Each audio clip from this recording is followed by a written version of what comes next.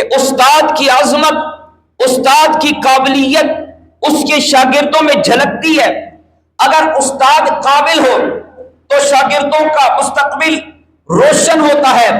اگر استاد قابل ہو شاگرد کامیاب ہوتے ہیں۔ یہ دستور اس دنیا کا ہے کہ استاد کسی بھی فن میں ہو، کسی بھی انداز میں ہو، کسی بھی علم میں ہو، وہ علم چاہے دنیا کا ہو، وہ علم چاہے دین کا ہو، وہ کوئی فن ہو،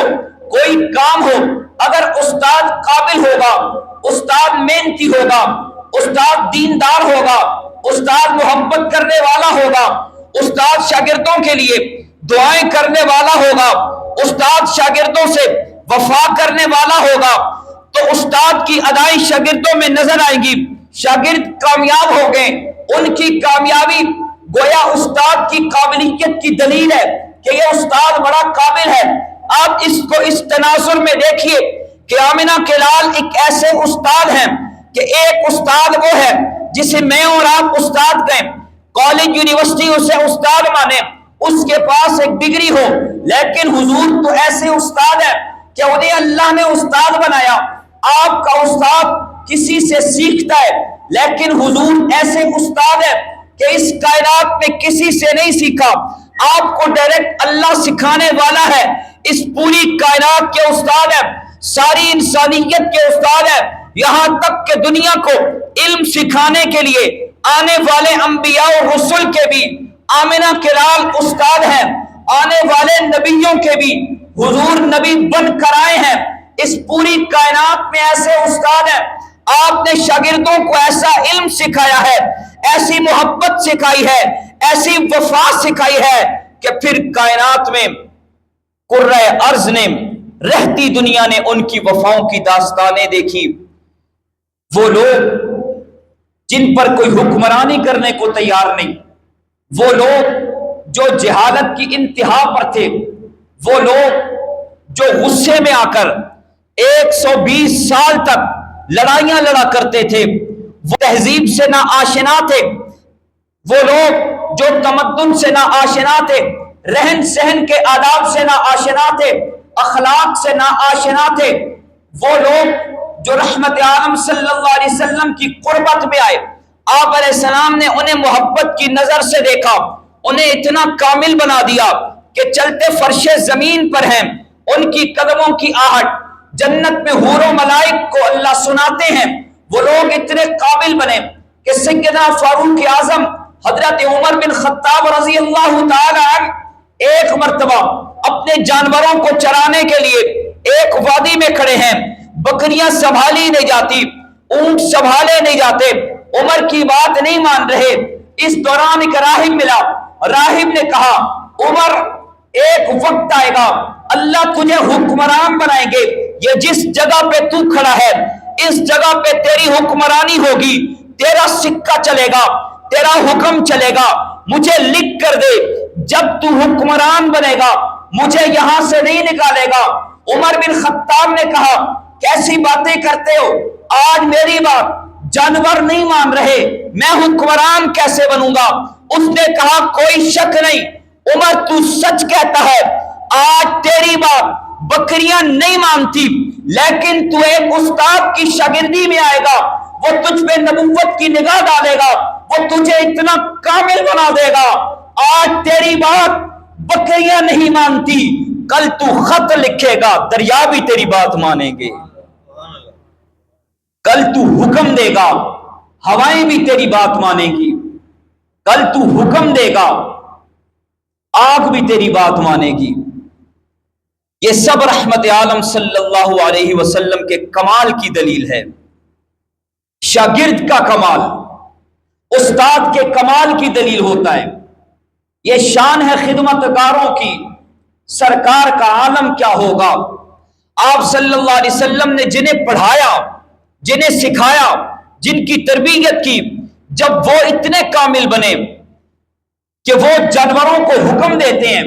ساؤتھ افریقہ کے جنگلات میں جب اصحاب پیغمبر آئے، انہوں نے اعلان کیا، جنگلی جانوروں سے خطاب کیا اور یہ کہا کہ ہم اللہ کے نبی کی فوج ہیں اور یہاں فوجی چھاونی بنانا چاہتے ہیں، اے جنگلی درندوں اس جنگل کو خالی کر دو۔ پھر اس آسمان نے دیکھا، کرۂ ارض نے دیکھا کہ جنگلی جانور اپنے بچوں کو منہ میں دبائے ہوئے جنگل کو خالی کرتے چلے جا رہے ہیں۔ جو شاگرد اتنے کامل ہوں کہ ان کی بات جنگلی درندے مانے، ان کی بات جنگل کے جانور مانے، استاد کی کمال کا کیا عالم ہوگا کہ استاد کی بات تو وہ حور و غلمان بھی مانتے ہیں، استاد کی بات تو وہ حشرات الارض بھی مانتے ہیں۔ استاد کے کمال کا کیا عالم ہوگا، یہ سب تو جاندار ہیں، یہ سب تو جانور ہیں۔ استاد کی بات تو وہ مردہ گو بھی مانتی ہے جو کلمہ پڑھنے لگی تھی، بلکہ اس سے آگے چل کر یوں کہنے دیجئے کہ استاد اتنا کامل ہے کہ استاد جب بے جان پتھروں کو حکم دیتا ہے وہ بھی کلمہ پڑھتے نظر آتے ہیں۔ رحمت عالم صلی اللہ علیہ وسلم کے کمال اور آپ صلی اللہ علیہ وسلم کی عظمت کی جھلک اصحاب پیغمبر میں نظر آتی ہے۔ جس طرح سورج کا تعارف کرنوں سے ہوتا ہے، اس طرح آپ صلی اللہ علیہ وسلم کو اللہ نے قرآن میں آپ کو فرمایا کہ آپ ایک سورج کی مانند ہیں، اور آپ عرب کی دھرتی سے باہر نہیں نکلے، لیکن آپ کے حسن کو لے کر، آپ کے جمال کو لے کر، آپ کے اخلاق کو لے کر، آپ کے قرآن کو لے کر، آپ کی سیرت کو لے کر، آپ کے کردار کو لے کر، آپ کی حدیث کو لے کر، آپ کے انوارات کو لے کر، آپ کے چلنے کے انداز کو لے کر، بیٹھنے کے انداز کو لے کر، آپ کی پوری کامل سیرت کو لے کر عرب کی دھرتی سے جو باہر نکلے ہیں اور پوری دنیا میں جنہوں نے نبی کا تعارف کروایا ہے انہیں اصحاب پیغمبر کہتے ہیں۔ یہ عاشق صادق تھے، یہ اللہ کے نبی صلی اللہ علیہ وسلم کے سچے عاشق تھے۔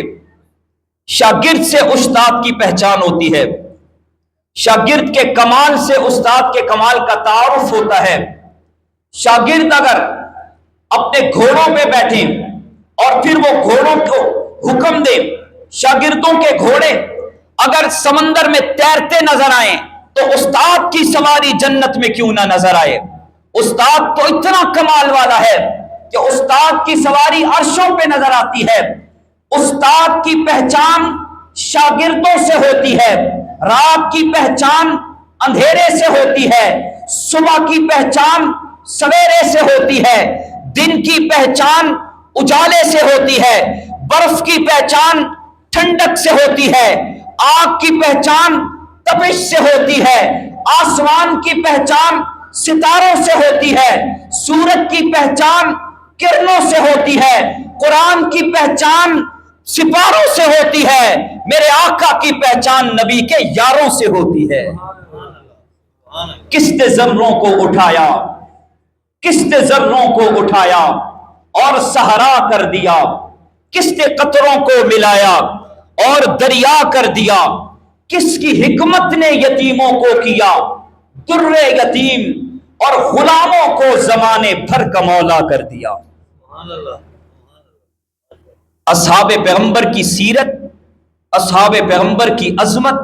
اصحاب پیغمبر کا عشق، اصحاب پیغمبر کا ایمان، اصحاب پیغمبر کی وفا، اس کا بیان گویا کہ رحمت عالم صلی اللہ علیہ وسلم کی سیرت کا بیان ہے۔ حضور کی پگڑی کا بیان، حضور کی آنکھوں کا بیان، حضور کے قرآن کا بیان، یہ سارا بیان حضور کی سیرت کا بیان ہے۔ بالکل اسی طرح حضور کے ابو بکر کا بیان آپ کی سیرت کا بیان ہے، حضور کے عمر کا بیان حضور کی سیرت کا بیان ہے، حضور کے عثمان کا بیان حضور کی سیرت کا بیان ہے، حضور کے علی کا بیان حضور کے سیرت کا بیان ہے، حسنین کریمین کا بیان حضور کی سیرت کا بیان ہے، یہاں تک کہ کم و بیش 1,24,000 اصحاب پیغمبر کی ایک ایک عظمت، ایک ایک ادا، ایک ایک جھلک کا بیان دراصل در حقیقت رحمت عالم صلی اللہ علیہ وسلم کی سیرت کا بیان ہے۔